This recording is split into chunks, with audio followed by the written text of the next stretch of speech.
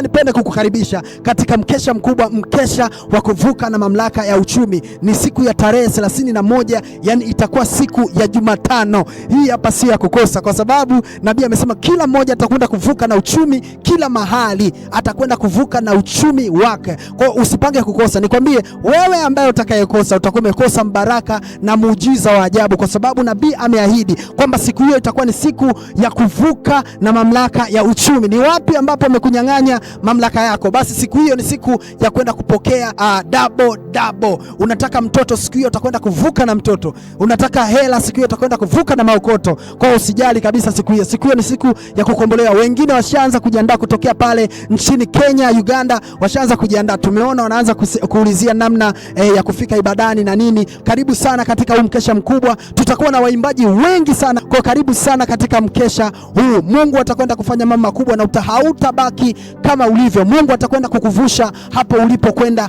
next level, kwenda sehemu nyingine kabisa. Kwa karibu sana katika huu mkesha wa tarehe 31. Itakuwa muda ni kuanzia saa 3 kamili. Sikia nikwambie, huu mkesha usipange kukosa. Nichukue nafasi hii kukualika tarehe 31 kwenye mkesha wa kuvuka na mamlaka ya uchumi. Mimi naitwa Junior Bitama. Nichukue nafasi hii kukualika na kusema na kutakia maandalizi mema kabisa. Bye bye.